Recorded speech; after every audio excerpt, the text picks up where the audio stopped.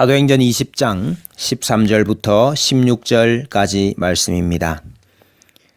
우리는 앞서 배를 타고 앗소에서 바울을 태우려고 그리로 가니 이는 바울이 걸어서 가고자 하여 그렇게 정하여 준 것이라. 바울이 앗소에서 우리를 만나니 우리가 배에 태우고 미둘레네로 가서 거기서 떠나 이튿날 기요 앞에 오고 그 이튿날 사모에 들르고 또 그 다음 날 밀레도에 이르니라. 바울이 아시아에서 지체하지 않기 위하여 에베소를 지나 배 타고 가기로 작정하였으니 이는 될 수 있는 대로 오순절 안에 예루살렘에 이르려고 급히 가미러라. 아멘. 바울은 3차 선교 사역을 마치고 예루살렘으로 향하고자 합니다. 유대인들의 살해 모의로 인하여서 원래 계획대로 돌아가지 못하고 다시 마게도냐 지방으로 와서 드로아에서 출발하게 됩니다. 오늘 13절 말씀에 우리는 앞서 배를 타고 앗소에서 바울을 태우려고 그리로 가니라고 했습니다. 바울의 일행들이 있었지요. 바로 우리인데 저자 누가를 포함해서 흉년을 당한 예루살렘 교회에 구제 헌금을 전해줄 각 지역의 교회 대표들이었습니다. 그런데 바울은 그 일행들과 함께 가지 아니하고 일행들은 배를 타고 먼저 앗소로 가서 기다리게 하고 바울은 앗소까지 걸어서 일행과 만나게 됩니다. 이는 바울이 걸어서 가고자 하여 그렇게 정하여 준 것이라. 정하여 주었다라는 말은 지시했다 하는 뜻입니다. 바울은 아마 이미 꽤 나이가 많았을 것입니다. 일행들이 혼자 걸어가겠다라고 말하는 바울에게 그냥 그렇게 하시라고 했겠습니까? 우리도 함께 걸어가겠다라고 따라 나서지 않았겠습니까? 그러나 바울은 자신이 그렇게 하겠다라는 분명한 의지를 가지고 그렇게 지시했던 것입니다.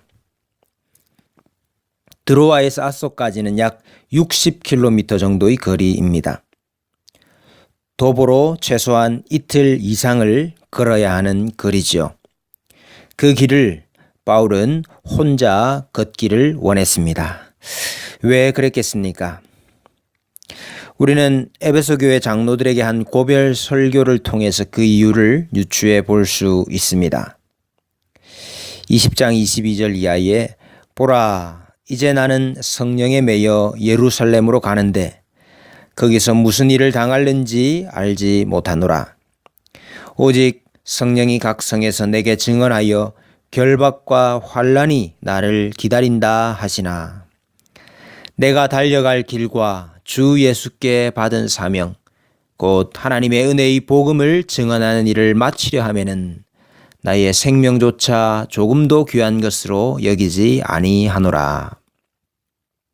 바울은 예루살렘으로 돌아가는 이 길이 자신의 마지막 길임을 알았습니다. 결박과 환난이 기다리는 길임을 알았습니다. 여러 가지 생각이 많았을 것이요 만감이 교차했을 것입니다. 그때 그는 주님과 독대하기를 원했습니다. 아마 바울은 홀로 이 길을 걸으면서 박해자요 포학자였던 자신을 다메섹 도상에서 만나 주셨던 그 주님을 회상했을 것입니다.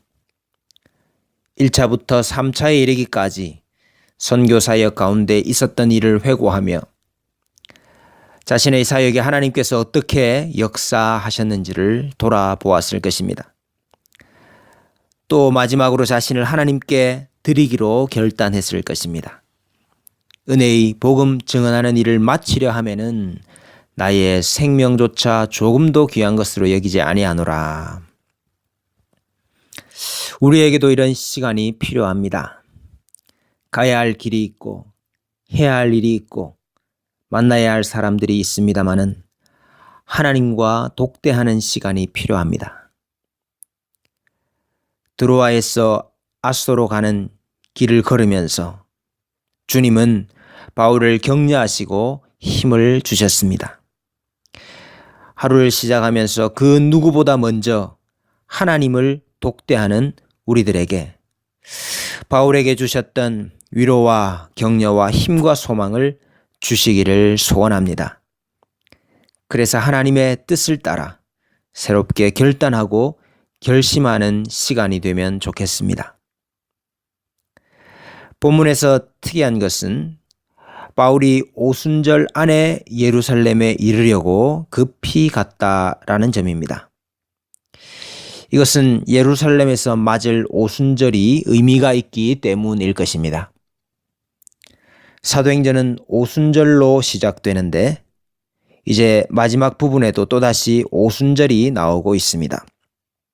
오순절은 첫 열매를 드리는 절기이죠. 그래서 초실절이라고 부르기도 합니다. 성경은 예수 그리스도께서 첫 열매이라고 말씀하십니다. 죽은 자 가운데서 부활하시사 잠자는 자들의 첫 열매가 되셨다고 했습니다. 또한 예수 그리스도께서 유월절 어린 양으로서 제물이 되신 후에 50일이 지난 후, 즉 오순절에 성령께서 임하셨습니다. 성령께서 임하심으로 예수 그리스도를 믿고 구원받는 자들이 생겨나게 되었습니다. 그 그리스도인들이야말로 예수 그리스도 안에 있는 자들이므로 그들도 예수님처럼 첫 열매가 됩니다. 야고보서 1장 18절 말씀에 그가 그 조물 중에 우리로 한 첫 열매가 되게 하시려고 자기의 뜻을 쫓아 진리의 말씀으로 우리를 낳으셨느니라. 사도행전에서의 오순절은 첫 열매, 첫 수확이 무엇인지를 잘 보여줍니다. 첫 번째 오순절 때 첫 열매는 바로 오순절에 예루살렘에 모였던 유대인들이었습니다. 두 번째 오순절 때는 예루살렘을 넘어서서 여러 민족과 여러 나라에서 믿어 구원을 받은 이방인 무리들이 바로 그 열매드림을 보여줍니다. 바울은 지금 여러 사람들과 함께 예루살렘으로 돌아가고 있습니다. 이들은 연안 지역 혹은 섬에 세워진 여러 교회의 대표들이었습니다. 바울은 터키 내륙으로 들어가고자 했지만은 성령님은 그 진로를 막으셨죠. 그래서 바울이 선교 사역을 했던 도시들을 보면 대부분 다 연안 지역과 섬이었다 하는 것을 알 수 있습니다. 이것은 결코 우연이 아닙니다. 이사야서 42장 4절에 그는 쇠하지 아니하며 낙담하지 아니하고 세상에 정의를 세우기에 이르리니 섬들이 그 교훈을 앙망하리라. 이사야 선지자는 섬들이 주께로 돌아오리라 하는 예언을 많이 하고 있습니다. 거기 섬들은 연안 지역이라고 번역할 수도 있습니다. 지금 바울은 이 연안 지역과 섬들에 세워진 교회 성도들을 데리고 오순절날 예루살렘으로 올라오고 있습니다. 이것은 이사야 선지자 예언대로 만방이 여호와의 전 산으로 모여오고 있는 것입니다. 이사야 2장 2절에 말일에 여호와의 전의 산이 모든 산 꼭대기에 굳게 설 것이요 모든 작은 산 위에 뛰어나리니 만방이 그리로 모여들 것이라. 본문은 오순절에 드려질 첫 수확이 무엇인지를 잘 보여주고 있습니다. 바로 이방 세계의 각 교회 대표들이었습니다. 20장 4절에 보면 이들을 소개하고 있습니다.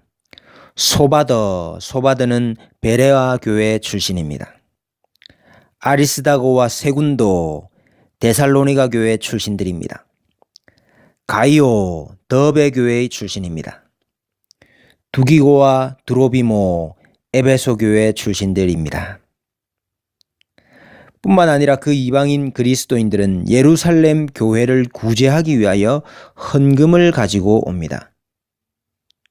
가이사랴에서 바울이 총독에게 해명하는 장면에서 그가 왜 예루살렘으로 갔는지를 말하고 있죠.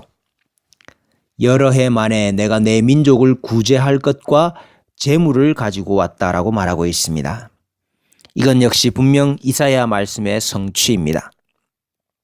이사야 60장 4절 5절 말씀에 내 눈을 들어 사방을 보라 무리가 다 모여 내게로 오느니라 내 아들들은 먼 곳에서 오겠고 내 딸들은 안기어 올 것이라. 그때에 내가 보고 기쁜 빛을 내며 내 마음이 놀라고 또 화창하리니 이는 바다의 부가 내게로 돌아오며 이방 나라들의 재물이 내게로 옴이라. 이사야 60장 11절에도 내 성문이 항상 열려 주야로 닫히지 아니하리니 이는 사람들이 내게로 이방 나라들의 재물을 가져오리라 했습니다. 마지막 날 시온에서 행하실 구원의 사역이 성취되고 있습니다. 예루살렘으로 가는 이 바울의 여정은 예수님의 말씀을 기억나게 합니다. 내가 진실로 진실로 너희에게 이르노니 한 알의 밀이 땅에 떨어져 죽지 아니하면 한 알 그대로 있고 죽으면 많은 열매를 맺느니라. 바울의 예루살렘 여정은 결박과 환난이 기다리는 여정이었고 바울은 죽기를 각오하였습니다. 바울은 한 알의 씨앗이 되어 죽습니다. 동시에 그로 인하여 그에게는 많은 열매들이 있었습니다. 각 나라와 민족에서 많은 교회들이 세워지게 되었고 그 교회의 대표자들이 지금 바울과 함께 그 여정에 동참하고 있는 것입니다. 우리의 고난은 공연한 고난이 아닙니다. 우리의 어려움은 이유 없는 어려움이 아닙니다. 우리의 희생은 헛된 희생이 아닙니다. 또 다른 생명의 싹을 틔우고 열매들을 맺게 하는 희생입니다. 그러므로 어렵고 힘들더라도 하나님과 독대하면서 묵묵히 이 길을 걸어 가십시다. 살려고 하면 죽을 것이요 죽으려고 하면 살 것입니다. 날마다 주와 함께 죽을 때 날마다 주와 함께 다시 사는 역사가 있게 될 것입니다. 순간순간 주님 붙들며 끝까지 사랑하며 끝까지 불쌍히 여기며 끝까지 내 자신을 내어주므로 믿음과 소망과 사랑의 열매가 가득하기를 소원합니다.